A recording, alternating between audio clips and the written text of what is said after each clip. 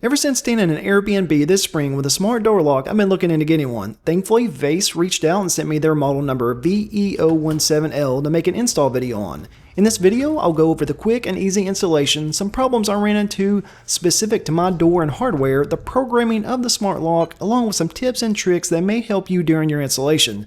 Due to the length of this video, I'll include timestamps here. Feel free to jump ahead to the section you need to review. Now for a quick unboxing. It came well packaged and included the user manuals for the smart lock, the lever, and the programming.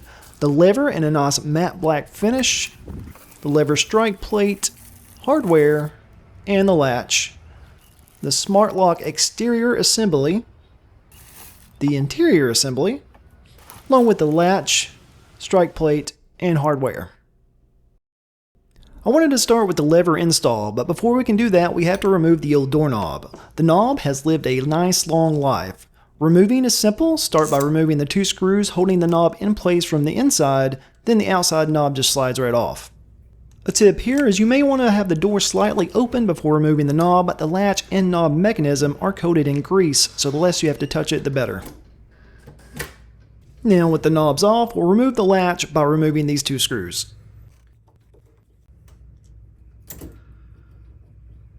The last thing we have to remove is the strike plate. It's held on with two screws, so it's a quick task.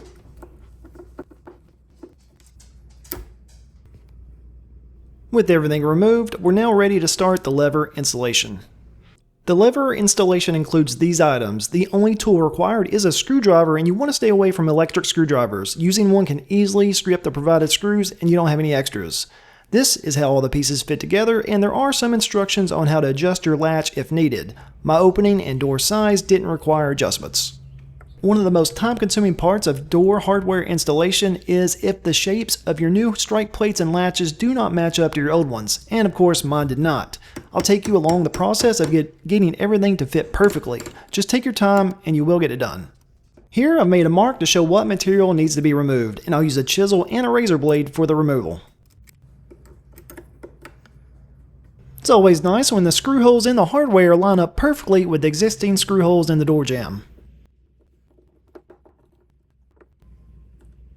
Now we'll install the latch. As you can see, our old latch had a round profile and the new one has a more square profile.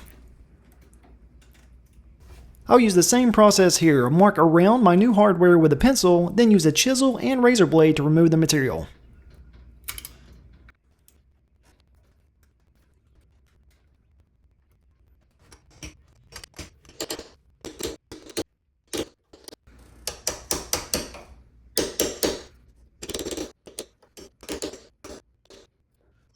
I left a lot of that work in the video just to show it does take some time to get it right. It's best to remove a small amount of material, do a test fit, and remove more if needed. But now we're ready to install this latch with the two screws provided. But first, let's remove this protective film.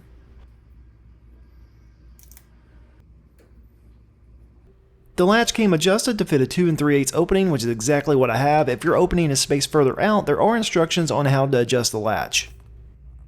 Depending on if you have a right or left-handed door, you may need to flip your handles. That's a quick and easy process, especially with the instructions and the provided tools. I think I did it when I didn't need to, but we'll go back and fix that at the end.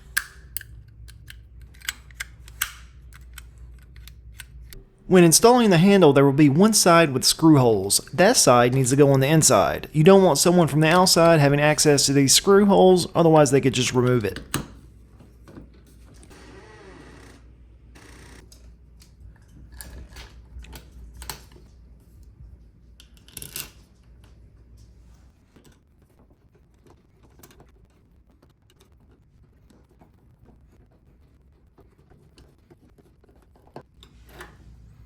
With it installed, we'll quickly test it out to make sure everything is working well, paying special attention to making sure the door closes without issue.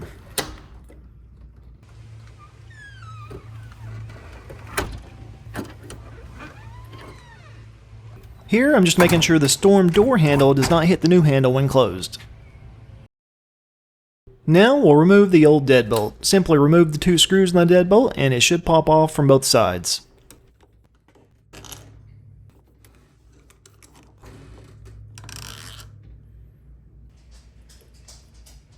If you've painted around your deadbolt in the past, it may take some persuasion to remove.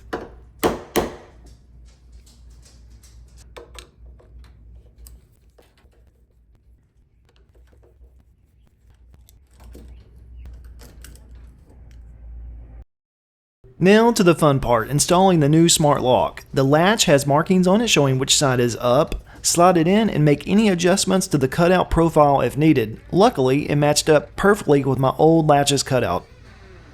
Before fastening to the door, the instructions say to test the latch to make sure it retracts without interference.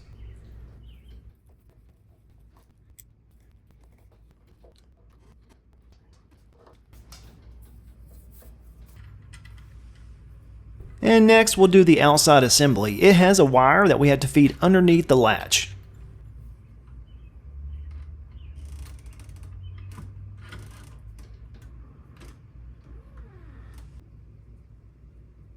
This is the inside assembly and it comes in two pieces. We'll start by removing the mounting plate and getting it installed.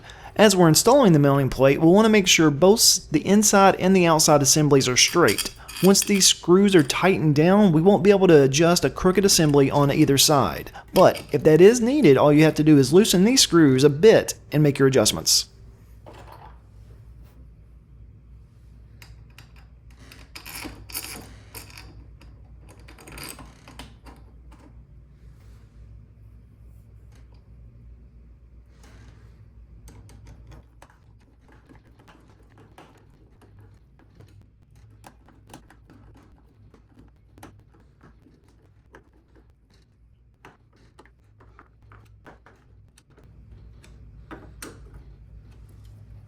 The wire from the outside assembly must be plugged into the inside assembly like this. Press it in until you hear a click.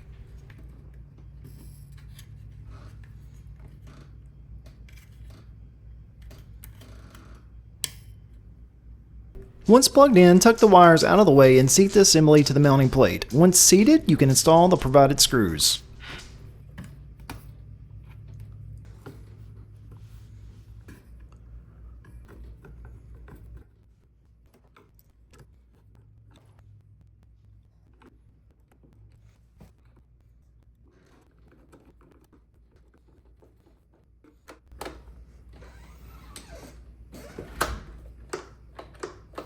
Install 4 AA batteries and attach the cover. Once that's done, we can attach the strike plate and make any adjustments needed to allow for the deadbolt to go into the lock position without any resistance.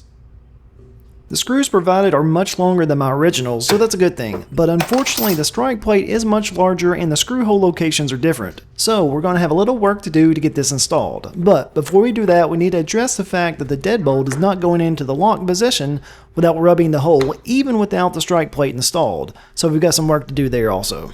The first thing we'll try is adjusting the hinge. If you look closely, you can tell the reveal around my door is not the same. Some places are tighter than others. It appears that the door has sagged a bit over the years, and that is contributing to our deadbolt not lining up. To fix, we need to remove the hinge pin, determine which knuckles are attached to the door opposed to the jamb, and use a crescent wrench to bend them towards the door. This will allow us to reinstall the hinge pin, pulling the top of the door closer to the jamb. It did end up taking me a while to remove this pin as it was being stubborn. I ended up getting it out with a punch, a hammer, and a pair of pliers.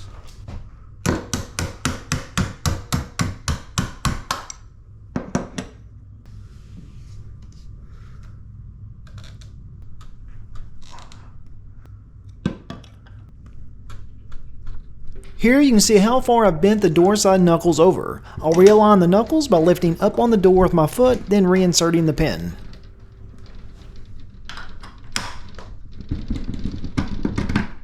This is a good trick to use in case any of your interior or exterior doors have sagged, causing it not to latch correctly, or if the deadbolts aren't lining up. I'm still getting a bit of a rub, but it's coming from a different location. It was rubbing at the bottom of the hole, now it's more near the front side, meaning I need to make the door close a little tighter against the weather strip. We'll do that by adjusting the handle strike plate. Alright, so the goal here is to move the strike plate forward, which will cause the door to shut tighter against the weather strip. That's easier said than done because that causes two issues. One, we have to chisel out more of the door jamb to allow it to slide forward. And two, we'll be adding new screw holes very close to the original screw holes. This can cause it to easily blow out the hole. To prevent this, I have another trick for you.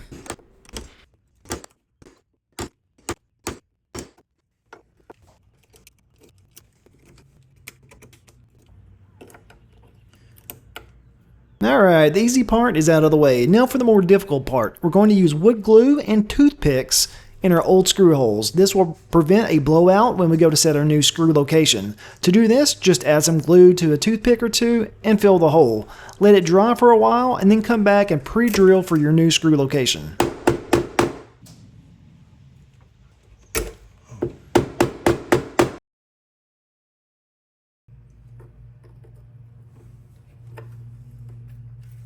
Here, I got a bit ahead of myself and didn't pre-drill. Pre-drilling will prevent the screw from going in crooked. Ended up being okay on this one, but ends up causing me a bit of an issue on the deadbolt strike plate.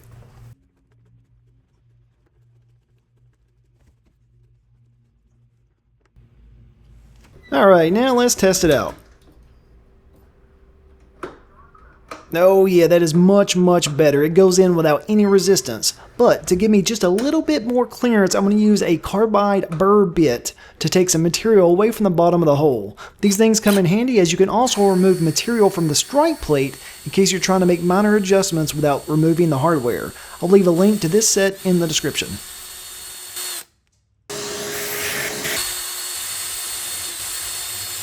Alright, that should give me more than enough clearance. Let's go ahead and get the strike plate installed.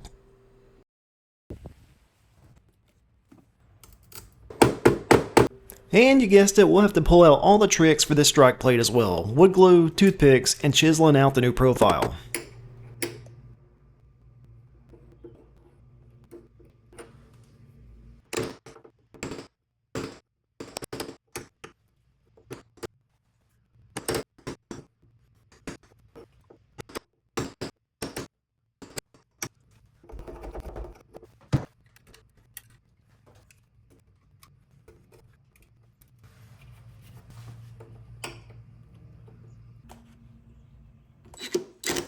Having that strike plate go in flush is so satisfying, and once I got the first screw in, it is a good idea to go ahead and test and make sure the deadbolt works without issue. Yes, that is perfect, and here's where I make a mistake. I got lucky on the first screw, but not so much on this one. I needed to pre-drill to prevent it from going in crooked like this. I'm not happy with the look, but it is in there so tight that if I try to back it out, it will strip, and then we get a whole different issue.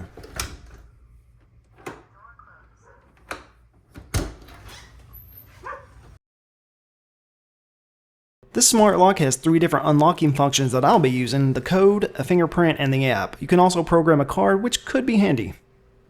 To program in a new code, we need to press the back arrow twice, enter the default master code, which is 1234567 then press the check mark. The green light should flash, then press 1 on the keypad. Then enter your new master code. I'll be using the number of subscribers I have right now, which is 5987. Press the check mark, then enter the new code again and press the check mark again, and you've reprogrammed it. Door closed. Verification successful.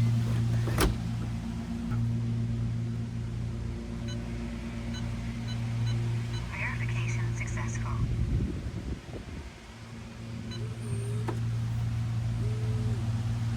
Door closed.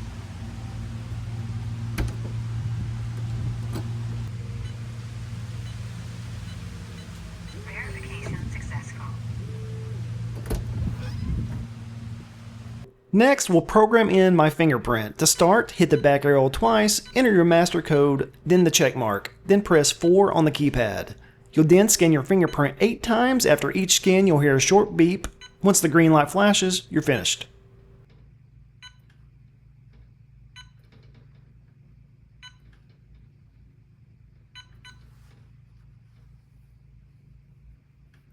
Verification successful. I love how quick it picks up your fingerprint. This is my favorite option by far and is one of the main reasons I wanted a smart lock. You can also easily program in multiple people's fingerprints with the instructions provided. Door closed.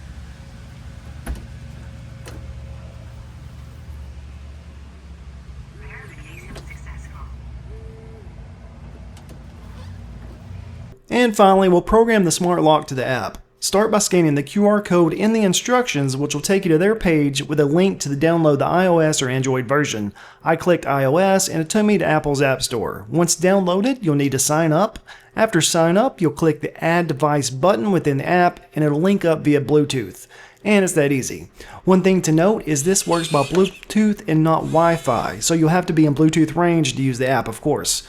I find the app very useful for two reasons. One, it shows battery life, which is important to make sure the batteries don't die on you, and two, it works from my bed on the other side of the house. So if I crawl into bed and begin to wonder if my front door is locked, I check the app and lock it if not. Now for the finishing touches. As you can see from the Veise installation video, my handles are on backwards, so let's flip those around. Then I'll show you some pictures of the interior and exterior assemblies after I line them up. If this video helped you, or if you found it interesting, please hit the like button and think about subscribing. We'll see you on the next one.